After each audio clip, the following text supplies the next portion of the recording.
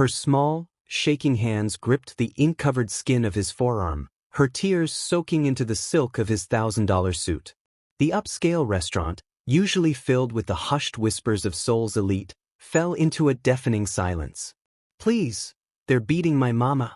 Monsters are hurting her." Every eye in the room turned toward the table. The men standing behind the table reached instinctively for their jackets, their faces hardened like stone. But the man they were protecting didn't move. He was Kang Min-jae, the Iron Dragon, a man whose name was synonymous with cold, calculated violence. To the world, he was a monster. But to the 7-year-old girl sobbing against his chest, he was something else. He was her last hope. What this feared syndicate leader did next would shatter every rule of the underworld and leave the city of Seoul in shock. Stay with me until the end, because the dragon's reply is something you will never forget. It was a humid Friday night in the heart of Gangnam, 2024.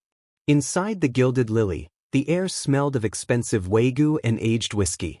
This wasn't just a restaurant, it was Kang Min-jae's fortress. Here, his word was the only law that mattered. Every waiter was paid to be blind, and every patron knew the golden rule: never interrupt the dragon while he's at work. Min-jae sat at the center table, the collar of his black shirt open to reveal the intricate tattoos that crawled up his neck, symbols of a life built on power and pain. At 38, he had consolidated the city's territories with surgical precision. He was a man of logic, not emotion.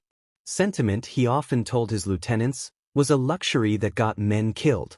He was in the middle of a high-stakes negotiation with his top enforcers, Dae-sung and Hyunwoo. The atmosphere was thick with the tension of a looming gang war. But then the unthinkable happened. The heavy mahogany doors didn't just open, they were thrown wide by a force of pure desperation. A flash of red, a little girl's dress, streaked past the elite security detail. Before the bodyguards could intercept her, Emily Carter was there, at the dragon's feet. The room held its breath. No one touches Kang Min-jae. No one speaks to him without an invitation.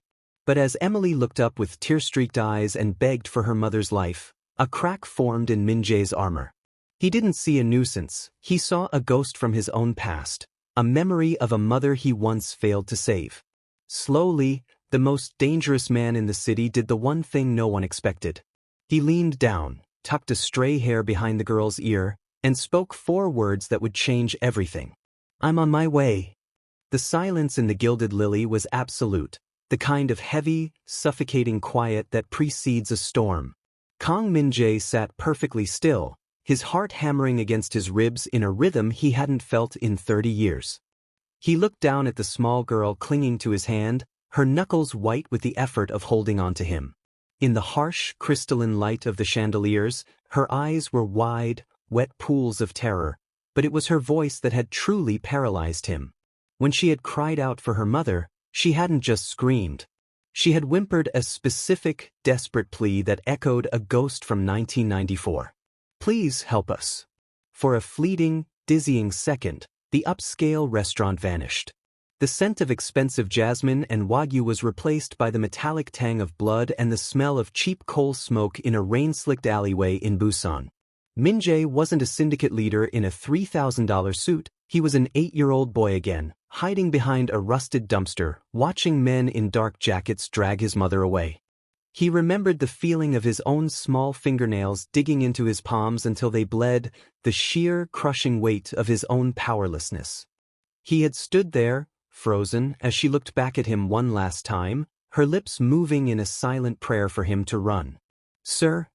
Park Dae-sung's voice was a low rumble, breaking the spell. The head bodyguard moved a half-step closer, his hand hovering near his waist. He was waiting for a signal, a nod to remove the child, a gesture to clear the room, or a command to prepare for war. Min-jae didn't look at his men. His gaze remained locked on Emily. He saw the way her red dress was snagged at the hem, the dirt on her knees, and the sheer, impossible bravery it must have taken for her to walk through those doors. She was looking at him not with fear, but with a terrifying, absolute conviction that he was the only one who could stop the monsters. He felt the old Iron Dragon mask beginning to crumble. For a decade, he had told himself that innocence was a liability, that the only way to survive was to become the predator. But as a single tear rolled down Emily's cheek and splashed onto his tattooed hand, the ice in his veins finally shattered. He didn't see a civilian. He saw the chance to answer the prayer he had been too small to answer 3 decades ago. His childhood name, a name no one had dared utter in years, seemed to ring in the air, whispered by the memory of his mother's voice. Min-jae slowly reached out, his large, tattooed hand trembling almost imperceptibly as he cupped Emily's face. His thumb wiped away the salt and grit. "Don't cry," he whispered, his voice cracking with a long-buried humanity. "The monsters are finished."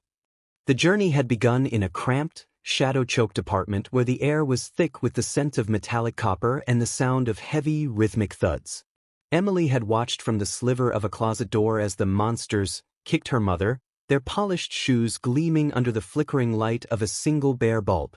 Her mother's last whisper wasn't a cry for mercy, but a command to her daughter, "Run, Emily. Find the man in the picture. Find the dragon." Emily had slipped out the window, her small feet hitting the pavement with a quiet slap. She had nothing but a crumpled newspaper clipping and a heart that felt like it was going to burst through her ribs. To a 7-year-old, the 8 blocks between her home and the Gilded Lily were a gauntlet of nightmares. The neon lights of Gangnam, usually a kaleidoscope of wonder, now felt like hungry eyes watching her from the heights of the skyscrapers. The first 2 blocks were the hardest. She had to dodge the predatory shadows of alleys where men with jagged voices laughed over glowing cigarettes. She tripped over a discarded crate, the rough wood scraping her knees, but the image of her mother's bruised face pushed her back up. She didn't cry then. She couldn't afford the breath. By the 4th block, the rain began to mist, turning the city into a blurred painting of red and blue. She navigated the crowded intersections like a ghost, weaving through the legs of businessmen and tourists who were too busy with their phones to notice a barefoot girl in a torn red dress.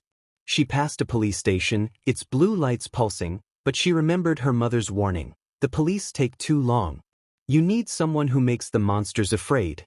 The 6th block was where the Black Cobras patrolled. She saw their yellow jackets and ducked behind a row of trash bins, her breath hitching as their heavy boots crunched past.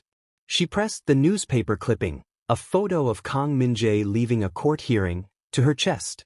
He looked terrifying in the photo, a man of stone and ink, but he was the only one powerful enough to stand between her mother and the grave. By the time she reached the towering glass doors of the restaurant, her feet were numb and her lungs were burning.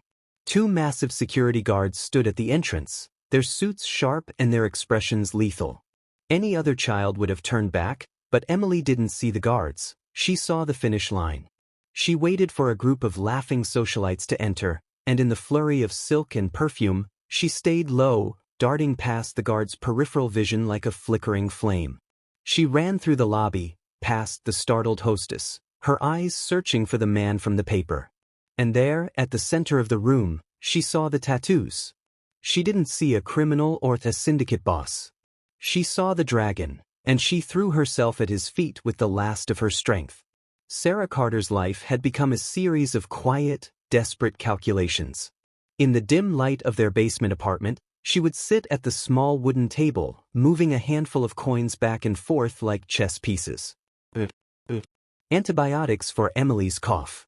Every night, the math ended the same way. She would go hungry so her daughter wouldn't have to. She had learned to live on the scent of the soup she made for Emily, telling the girl she had already eaten at work, her stomach cramping in a hollow protest she had learned to ignore.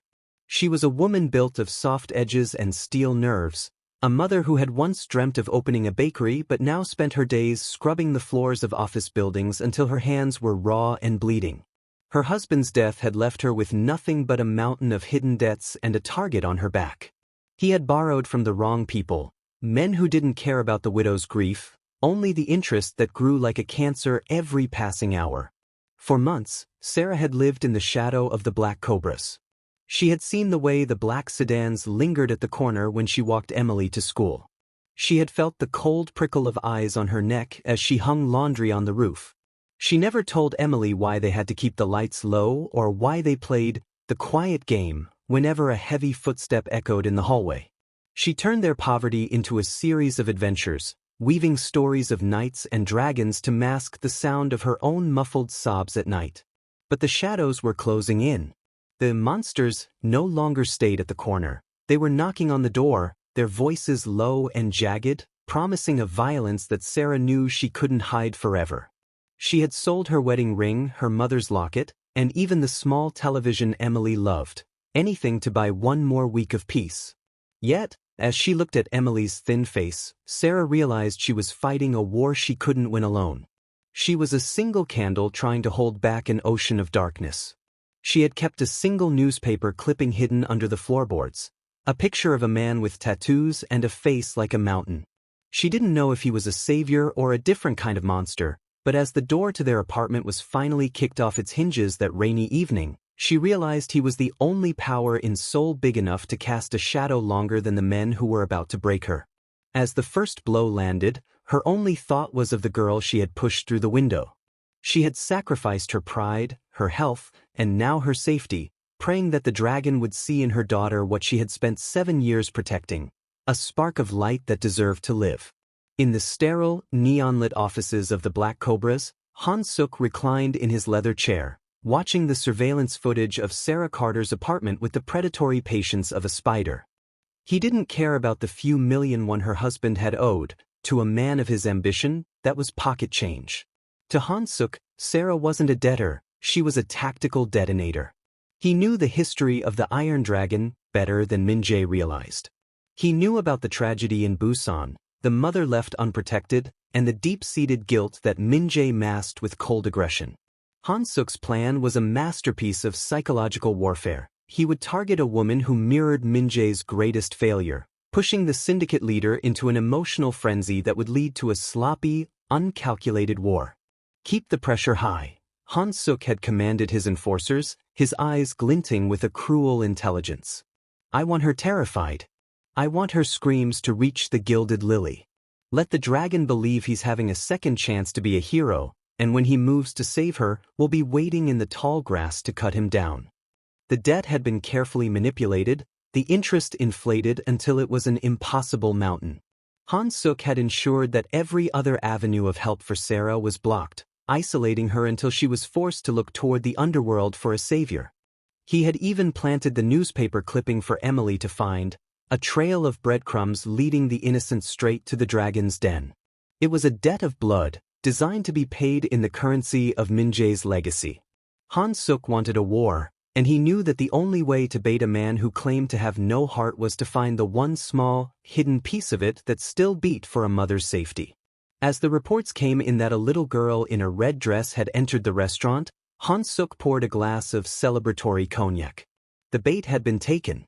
He didn't realize that by threatening a child's mother, he hadn't just baited a rival. He had awakened a force of nature that no amount of planning could ever contain.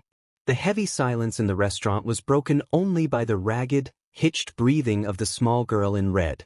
Kang Min-jae looked down at his hands that had signed death warrants and crushed rivals, and saw they were being held by a force far greater than any syndicate alliance. The vulnerability in Emily's eyes acted as a mirror, reflecting a version of himself he had tried to bury under layers of ink and ice. He realized that if he turned this child away, the Iron Dragon would truly be dead, replaced by a hollow shell of a man who had finally succumbed to the darkness he claimed to rule. With a slow, deliberate grace that commanded the attention of every person in the room, Min-jae stood up. The chair scraped against the marble floor with a sound like a sharpening blade. He didn't look at the half-eaten luxury meal or the high-ranking associates waiting for his signature on a multi-million-won merger. Those things belonged to a world that no longer mattered. He reached down and smoothed the lapels of his black suit jacket, his fingers steady, his resolve hardening into something unbreakable. "The meeting is over," he said, his voice a low, dangerous vibration that made the air in the room feel thin. Dae-sung stepped forward, his eyes scanning the windows for threats. "Sir, the Cobras are expecting a move. This could be a trap. Protocol suggests we send a tactical team first." Min-jae turned his head slightly, his steel-gray gaze cutting through his bodyguard's caution. "Protocol didn't save my mother, Dae-sung. And it won't save hers." He looked back at Emily and knelt on one knee, ignoring the gasps of the socialites watching the most feared man in Seoul humble himself before a child. He placed a steady hand on her shoulder, his tattoos stark against her red dress. "Tell me where she is, Emily." As she whispered the address of a place Han Suk thought was hidden, Min Jae's expression didn't shift into rage, it shifted into a terrifying, focused calm. He stood back up and adjusted his open collar, the dragon on his neck appearing to coil in the dim light. "Get the cars." No sirens. No warnings. He didn't wait for a response. He took Emily's small hand in his stride long and purposeful as he walked toward the exit. The patrons of the Gilded Lily parted like the Red Sea, their faces pale with a mixture of shock and awe. They were witnessing the end of a businessman and the rebirth of a legend. As he stepped out into the humid Seoul night, the rain beginning to fall in earnest, Min Jae felt a strange, forgotten warmth in his chest. He was no longer going to a business dinner. He was going to war, and for the first time in 30 years, he knew exactly what he was fighting for. As the black sedans cut through the neon-soaked rain of the Seoul night, a heavy, unstated tension filled the lead vehicle. In the front seat, Park Dae-sung watched the reflection of his boss in the rearview mirror. Kang Min-jae sat in the back with Emily, his large hand resting protectively over hers. To anyone else, it looked like a father comforting a daughter, but to Dae-sung, who had bled for Min-jae for 15 years, it was a terrifying departure from reality. Behind the wheel, Choi Hyun-woo kept his eyes on the road, but his grip on the leather steering wheel was tight enough to make the seams groan. They were breaking every rule in the syndicate's playbook. They were heading into a concentrated nest of black cobras without a reconnaissance team, without backup, and for a cause that brought zero profit to the organization. In the world of the Korean underworld, this wasn't just a detour, it was a suicide mission. "Sir," Dae-sung said, his voice low and carefully neutral. "Han Suk will be expecting us. If we cross into that district without a formal declaration, the other families will see it as a breach of territory. We are risking a total war for a civilian." He didn't say a girl. He didn't say a stranger. But the word civilian hung in the air like a lead weight. For men like them, civilians were ghosts, background noise in the symphony of their power. Min Jae didn't look up. His eyes were fixed on the blur of passing streetlights. "Do you remember the night in Busan, Dae-sung? The night we swore that we would never let anyone take what was ours again?" "I remember, sir," Dae-sung replied, his jaw tightening. "Tonight, I realize that I've been lying to myself for 30 years, Min Jae said, his voice sounding older than his age. "I thought ours meant territory and money. But it means the things we were too small to protect back then. If we don't do this, we aren't kings. We're just well-dressed ghosts." Hyun-woo met Dae-sung's eyes for a split second in the mirror. They both saw it then. The dragon wasn't losing his mind, he was finding his soul. The cold, mechanical efficiency they had followed for years was being replaced by a fierce, ancient honor. Dae-sung reached into the glove compartment, pulled out a fresh magazine, and slammed it into his sidearm with a definitive click. He didn't ask about the territory or the consequences again. He looked at Hyun-woo and gave a single, sharp nod. They had spent their lives protecting a criminal empire, but for the first time, they felt like they were on the right side of a fight. "Understood, boss," Hyun-woo whispered, his foot pressing harder on the accelerator. "We're with you. To the end." The black sedan screeched to a halt in an oil-slicked alleyway that felt like the bowels of the city. The rain was a torrential downpour now, washing over the graffiti-covered walls of the industrial district. Min Jae stepped out, the water instantly drenching his black suit, but he didn't flinch. Emily pointed a trembling finger toward a rusted steel door guarded by two men in yellow jackets. They didn't even have time to reach for their weapons. With a lethal, silent efficiency, Dae-sung and Hyun-woo moved forward, neutralizing the guards before the sound of the rain could even swallow their groans. Min Jae didn't wait for a report. He kicked the door open with a force that sent a shiver through the building's foundation. The air inside was foul, thick with the smell of damp concrete and stale smoke. From deep below, a jagged laugh echoed, a sound that made Emily whimpering and hide behind Min Jae's legs. He descended the stairs, his leather shoes clicking rhythmically on the metal grating. Each step felt like a heartbeat. At the bottom, in a room lit by a single, swinging industrial bulb, he saw her. Sarah was tied to a chair, her head lolling forward, her face a mask of purple bruises. Standing over her was one of Han-suk's lead enforcers, a heavy-set man holding a lead pipe. He was winding up for another blow, a cruel grin splitting his face. "Time's up, sweetheart," the man growled. "Your husband's dead is paid in pain." He never got to swing. In a blur of motion, Min-jae was across the room. He didn't use a gun. He used the raw, unrestrained fury he had kept locked away for 30 years. He caught the pipe midair with one hand, the metal clanging against his heavy signet ring. The enforcer's eyes widened in recognition. "The dragon? What are you?" Min-jae didn't let him finish. A single, devastating strike sent the man crashing into the concrete wall, where he slumped into unconsciousness. The other goons in the room froze, paralyzed by the sight of the legend standing in their midst, his eyes glowing with a predatory light. Min-jae ignored them. He dropped to his knees in the filth of the basement floor, his hands, usually so steady, shaking as he fumbled with Sarah's restraints. "Sarah," he whispered, his voice thick with an emotion he hadn't felt since childhood. "Sarah, look at me." Her eyes fluttered open, glassy and unfocused, until they landed on the little girl standing at the edge of the light. "Emily," she rasped, her voice a mere thread of sound. "I've got you," Min-jae promised, pulling her into his arms just as the ceiling above them began to vibrate with the heavy footsteps of Han-suk's reinforcements. Time had run out, and the monsters were closing in, but as Min-jae held the broken woman against his chest, he knew he wasn't leaving this basement without her. He looked at Dae-sung and gave a single, chilling command: "Clear the path. Kill anyone who stands in our way." The warehouse doors groaned as Han-suk stepped into the center of the room, flanked by dozens of men with drawn weapons. He looked at the scene before him, Min-jae standing in the center of the filth, holding a battered woman in his arms while a child clung to his leg, and let out a sharp, mocking laugh. The great Iron Dragon, reduced to a delivery boy for a bankrupt widow, Han-suk sneered, signaling his men to close the circle. "You crossed the line for a debt that isn't yours, Min-jae. Now, the interest is your life. Give me the woman, and maybe I'll let the girl watch you die quickly." Min-jae didn't flinch. He handed Sarah gently to Hyun-woo and stepped forward, the water dripping from his black suit onto the concrete. The atmosphere in the basement shifted. The temperature seemed to drop as the dragon finally let the mask of the businessman fall away. "You think this is about money, Han-suk?" Min-jae's voice was a low, terrifying growl that resonated in the hollow space.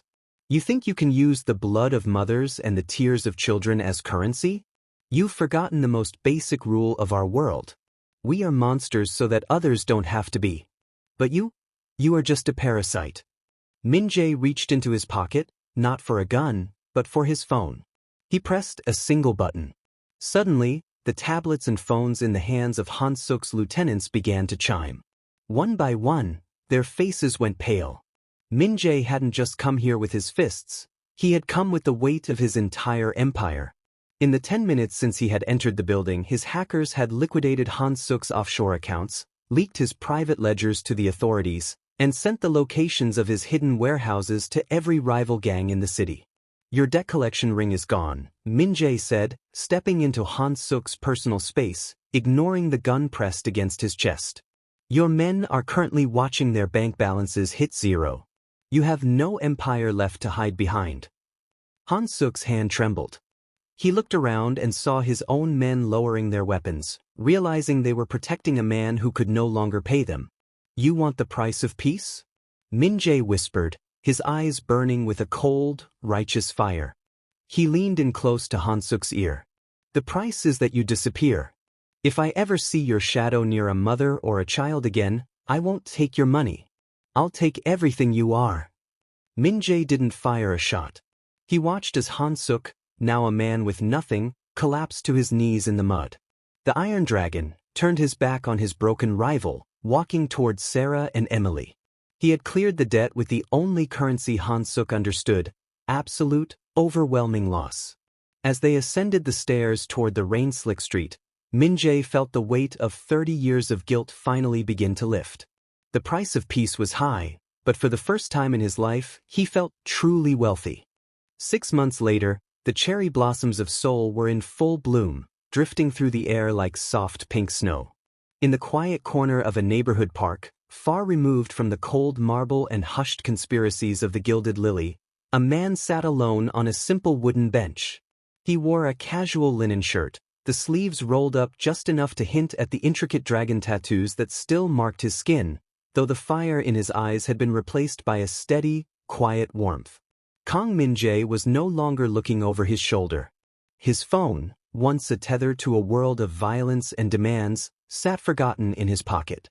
Instead, his gaze was fixed on a small figure in a familiar red dress, running across the green grass with a laughter that sounded like music. Beside him sat Sarah. Her face had healed, the bruises long gone, replaced by a glow of health and a peace that seemed to radiate from within. She was no longer a shadow hiding in a basement. She was a woman who had been given back her life. She looked at Min-jae, not with the terror of a victim, but with the deep, unspoken gratitude of a sister in spirit. They didn't need words to acknowledge the bond forged in that dark basement. It was written in the way they both watched Emily play. "She's starting school next week," Sarah said softly, her voice steady and clear. "She wants to be a doctor. She says she wants to fix people's hearts." Min-jae felt a strange, tightening sensation in his chest, not the sharp pain of grief he had carried for 30 years, but a fullness that made it hard to breathe.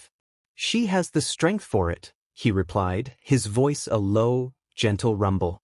"She already fixed one heart that everyone thought was made of stone." He watched as Emily tripped, then picked herself up with a determined grin, waving at him from across the playground. Min-jae raised a hand in return. He had spent his entire life building thrones out of fear and empires out of bone, thinking that power was the only way to be safe. But as the afternoon sun warmed his skin and the sound of children's play filled the air, he realized he had finally found his true kingdom. The Iron Dragon hadn't retired. He had simply changed what he guarded. His empire was now measured in the safety of a single family and the freedom of a child to run without looking back. As Emily sprinted toward the bench, throwing her small arms around his neck in a fierce hug, Min-jae closed his eyes and breathed in the scent of cherry blossoms and hope. He had walked through hell to find this bench, and for the first time in his life, he was exactly where he was meant to be. Saving them hadn't just been a mission, it had been his own salvation.